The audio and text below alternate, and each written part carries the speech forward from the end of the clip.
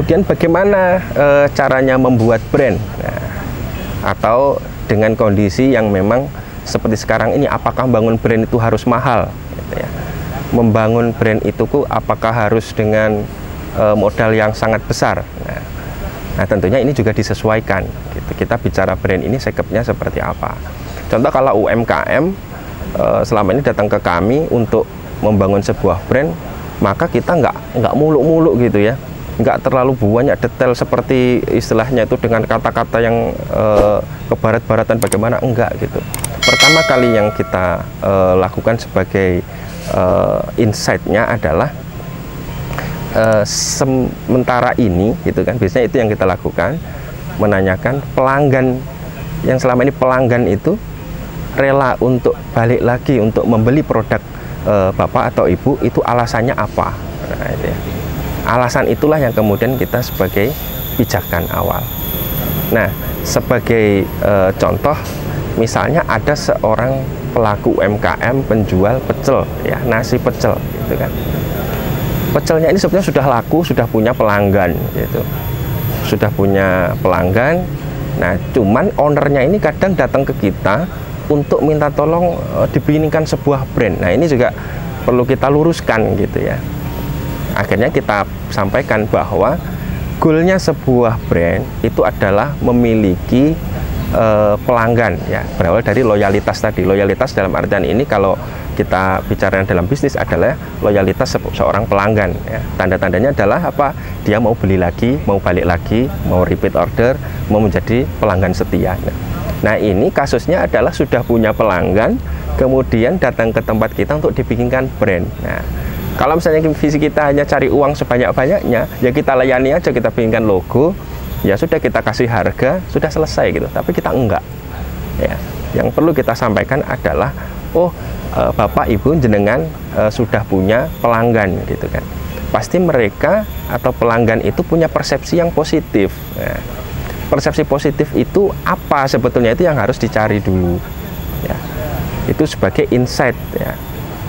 Nah kemudian setelah ketemu, oh ternyata dia mau datang ke sini karena mungkin layanannya gitu kan, atau ke situ mau sebagai pelanggan karena bisa jadi sambalnya, atau bisa jadi karena outletnya yang nyaman. Itu harus ketemu dulu gitu.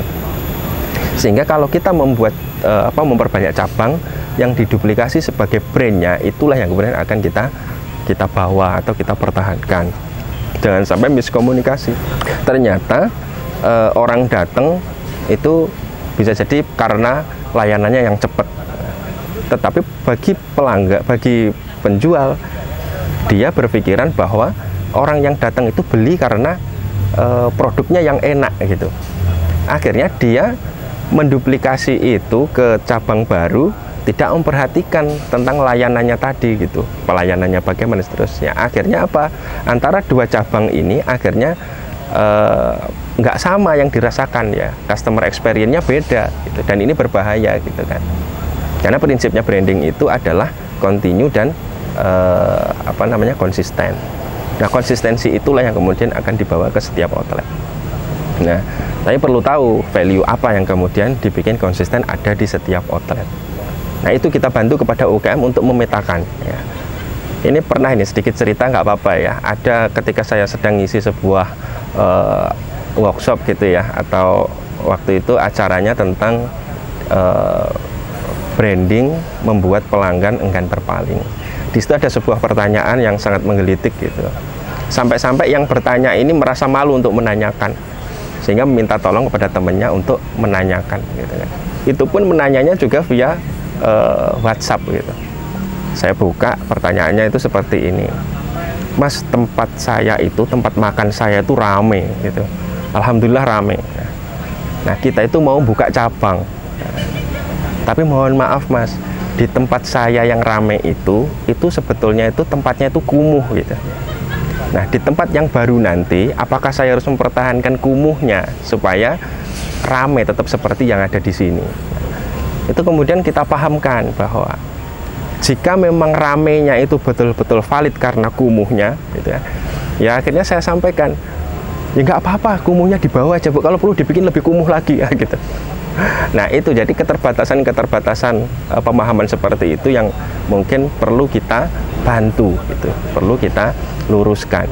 Kita harus tahu dulu alasannya mereka datang apa, apakah sudah sesuai dengan apa yang kita rencanakan. Nah ini kan perlu untuk kita sampaikan kepada klien kita.